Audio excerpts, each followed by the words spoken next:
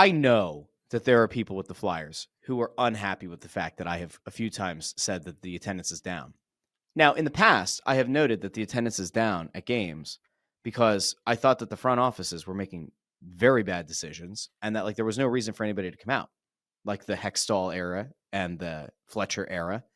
I didn't think people should be out. I said last night, and then I was accused by somebody in the comments that I'm getting paid to sell season tickets, which would be great. If they want to give me a nice 4 to 5 figure kickback on season ticket sales, I will gladly take it. That is far from the truth. It would be great if they were paying me. But my whole point has been this Flyers team before this weekend, because this weekend sucked, and we'll get to that in a little bit. Before this weekend, this Flyers team was running counter to virtually everything else that we've seen out of this team for the last few years. They were playing hard. They were getting into the greasy areas. They were manufacturing goals. They weren't getting cute. They weren't wasting time waiting for the perfect passing lane to open up. They were just getting the job done. And then you were kind of following that up with like positive media availability. Rick Tocchet, in press conferences, it seems very clear, very transparent, which we'll also get to a little bit later on for something he had to say last night. And like, to me, I go, that's a team that's worth spending money on. Like, that's a team that's worth going out and seeing. And I have also highlighted the fact that I think the tickets in the NHL in general, and especially, also with the Flyers, are too expensive on their site. Now, there's a secondary market. Last night, tickets to go see the Flyers take on the Flames, $19 on TickPick. No fees. $19. Now, if you're somebody who's like, I need to be 3 rows off the ice, that's not $19. Well, then that's a you problem. That's not a secondary ticket market problem. But I think this team, prior to the weekend, was playing in a way that like they deserve to be playing in front of a more full arena. Now, Saturday night's attendance was very strong. It wasn't a sellout. And if it was a sellout, then the drop count wasn't the same. So your sellout can include comp tickets. It can include it's just the number of tickets that have been assigned to a human being versus a drop count, which is actually like the turnstile count. So if they say tonight is a sellout at the Phillies game and 43,000 whatever people, but you look around and you go, well, there are entire sections that are empty. Like there can't be 43,000. The turnstile count, that drop count might actually be closer to like 26,000. So there's always a disparity. I would say that I can't give you an exact number, but the Toronto game felt not sellout-esque, but it was a very good crowd, a very strong crowd. Saturday night, you would expect that. And Toronto has star power. And even though it's not an American team, and even though it's not a rivalry game necessarily, like a Rangers or a Bruins or whatever, it was a good attended game. Sunday, I talked to somebody in the organization before the game, and I had brought up that hey, Saturday's attendance was good. And this person was like, I don't think tonight's going to be as good. And I was like, well, I think you're probably right because Calgary sucks. Western Conference Canadian team. Not a lot of reason to be out there. It's not a matinee game, right? It's not an afternoon game where you take the kids out. It's a Sunday night game. I actually thought the game was pretty well attended. I saw somebody say in the comments that they thought last night's attendance didn't look very good. Late in the game, people bailed. But midway through the first period, second period, that place was a lot more full than I expected, which on one hand I go, oh, that's a good sign. That means that people are coming out. The downside, Amadeo, was it almost felt like if you say to somebody, hey, you've never watched this show before, but watch it with me live. Or you've never watched this team before, watch it with me live.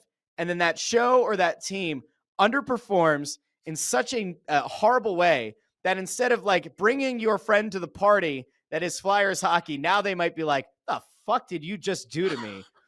On back-to-back, what is this? This is the team that you're excited about? It's that's not though, because it's just Darth Bladard. He gave up more than 2 goals. And then Alexei Cole said, what am I going to do? It was a weird weekend. Yeah, we didn't go to Saturday's game because we somehow managed to sell our tickets on the secondary market. That was shocking. We went yesterday. Our row is either, I think there's either a partial ticket family next to us or a full ticket. Sometimes they're there, sometimes they're not, and the row's empty.